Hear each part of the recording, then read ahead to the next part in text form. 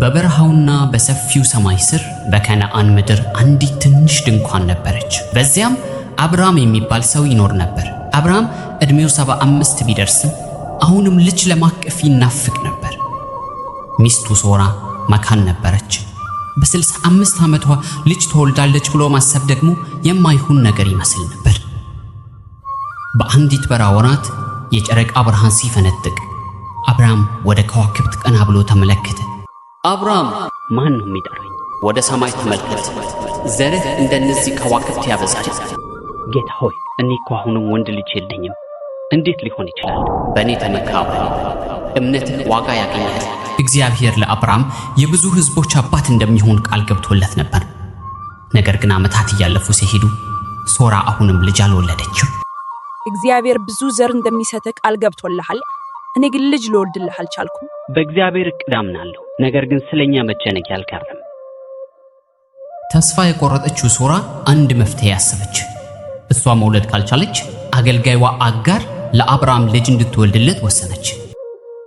አጋርን ሚስት አድርገህ ውሰዳት፣ እሷ ለኛ ልጅ ትወልድልናለች። ሶራ የእግዚአብሔርን ቃል ኪዳን ለመፈጸም ብቸኛው መንገድ ይህ ይመስላታል። አጋር አረገዘች። ነገር ግን በሶራ ልብ ውስጥ ጥልቅ ቅናት ማደግ ጀመረ። ጊዜ እያለፈ ሲሄድ የሶራ ቅናት ወደ ቁጣ ተለወጠ። አጋር በንቀት የምትመለከታት ያህል ተሰማት። አጋርን ተጋፈጠቻት፣ ግንኙነታቸውም ተበላሸ። በደረሰባት በደል የተነሳ አጋር ለመሸሽ ወሰነች። ለራሷ ደህንነትና መጽናናትን ፈልጋ ወደ ምድረ በዳ ኮበለለች።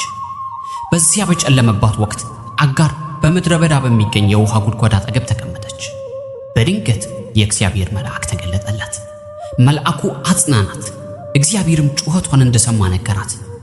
እግዚአብሔር ለሷ እቅድ እንዳለውና ወደ አብራምና ሶራ መመለስ እንዳለባት ነገራት።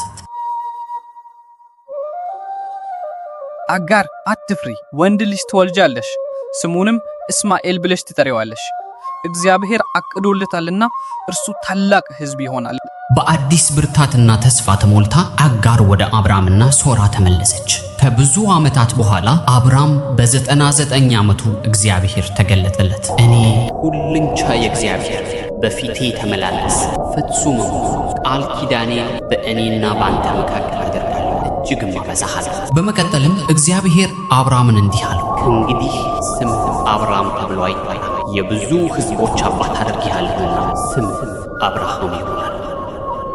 ይህ የስም ለውጥ አዲስ ማንነትንና ዓላማን ያመለክት ነበር። እጅግ ባርካለሁ፣ ሕዝቦችንም ካንተ አወጣለሁ፣ ነገሥታትም ካንተ ይወጣሉ። ከዚያም እግዚአብሔር ለአብርሃም ስለ ሶራ ነገረው። ስለ ሚስትህ ሶራ ከእንግዲህ ስሟን ሶራ አትበላት፣ ስሟ ሳራ ይሆናል እንጂ እባርካታለሁ፣ የሕዝቦች እናት ትሆናለች፣ የሕዝቦች ነገሥታት እርሷ ይሆናል። አብርሃም በፊቱ ተደፍቶ እግዚአብሔርን አመለከ። ለእርሱና ለሚስቱ በተሰጣቸው ተስፋ በደስታና በምስጋና ተሞላ። በአንድ ቀን አብርሃም በድንኳኑ ደጃፍ ተቀምጦ ሳለ 3 መላእክት ተገለጡለት። የእግዚአብሔር መላእክት መሆናቸውን ስለተረዳ በፍጥነት እንግዳ ተቀባይነቱን ለማሳየት ሮጠ። ጌቶቼ ሆይ እባካችሁ ጥቂት ቆየት በሉ፣ የሚበላ ነገር ላዘጋጅላችሁ። መልካም ነው፣ እንቆያለን።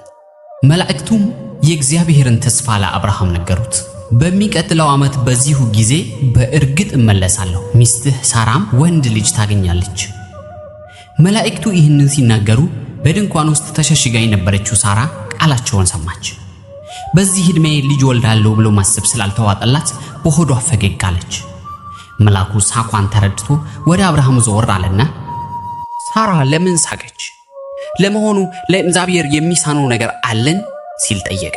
ወራት እያለፉ ሲሄዱ የሳራ ሆድ አደገ። ከዚያም እግዚአብሔር ቃል በገባው መሰረት ወንድ ልጅ ወለደች። አብርሃም እግዚአብሔር ቃሉን እንደፈጸመ አውቆ በደስታና በምስጋና ተሞላ። እግዚአብሔር አስቆኛልና ስሙን ይስሐቅ እንለዋለን። ይስሐቅ እያደገ ሲሄድ ለአብርሃምና ለሳራ ታላቅ ደስታን አመጣ። አብርሃም ይስሐቅን ስለ እግዚአብሔር ተስፋዎች ያስተምረው ነበር። በእምነትና የታዛዥነትን አስፈላጊነት በልጁ ልብ ውስጥ አሰረጸ። በአንድ አሰቃቂ ጠዋት ፀሐይ በማለዳ ስትወጣ እግዚአብሔር ወደ አብርሃም ተጣራ። አብርሃም ልጅህን የምትወደውን አንድ ልጅህን ይስሐቅን ውሰድና ወደ ሞሪያ ምድር ሂድ፣ በዚያም በሚቃጠል መስዋዕት አድርገህ ሰዋው። በውስጡ ጥልቅ ሐዘን ቢኖርም ለመታዘዝ ቆረጠ። ይስሐቅን የሰጠው እግዚአብሔር ካስፈለገ ከሙታን እንኳን ሊያስነሳው እንደሚችል አመነ። በከበደ ልብ በፍርሃትና በማይወላወል እምነት ተሞልቶ ለጉዞው የሚያስፈልጉትን ነገሮች ሰበሰበ። አብረው ሲጓዙ ይስሐቅ የጉዞአቸውን እውነተኛ ዓላማ ስላላወቀ አባቴ ሆይ እሳቱና እንጨቱ አለ፣ ለመስዋዕቱም ይሁን ጠቦት ወዴት አለ ሲል ጠየቀ። የአብርሃም ልብ ቢከብድም ስሜቱን ተቆጣጥሮ እንዲህ አለ፣ ልጄ ሆይ ለእግዚአብሔር የሚሆን መስዋዕት እርሱ ራሱ ያዘጋጃል። ወደ ተባለው ቦታ ሲደርሱ አብርሃም መሠዊያውን ሠራ። እንባው በፊቱ ላይ የፈሰሰ ይስሐቅን አሰረው፣ በመሠዊያውም ላይ አጋደመው። ነገር ግን ሊሰዋው ቢላዋውን ሲያነሳ ከሰማይ የመጣ ድምፅ ጸጥታውን ሰበረው። አብርሃም በብላቴናው ላይ እጅህን አትዘርጋ፣ አንዳችም አታደርግበት።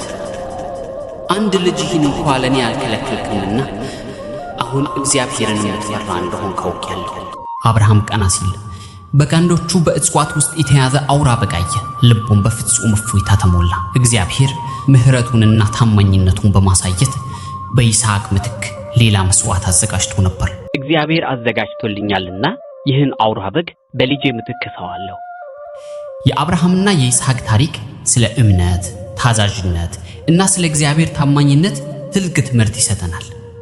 እውነተኛ ታዛዥነት ማለት አንዳንዴ ጥልቅ ፍላጎታችንንና ፍርሃታችንን ለእግዚአብሔር መስጠት፣ ለኛ የሚበጀውን እርሱ እንደሚያውቅ ሙሉ በሙሉ ማመን እንደሆነ ያስታውሰናል። አብርሃም ይስሐቅን ለመስዋዕት ለማቅረብ ያለው ፈቃደኝነት የእምነቱን ጥልቀት ያሳያል። ይህም እምነት ለትውልዶች ሲታወስ የሚኖር እምነት ነው። እስካሁን ሰብስክራይብ ካላደረጉ እባክዎን አሁኑኑ ሰብስክራይብ ማድረጎትን አይርሱ። እንደዚህ ያሉ አስደናቂ ቪዲዮዎችን ማቅረባችንን ለመቀጠል በእውነት ይረዳናል።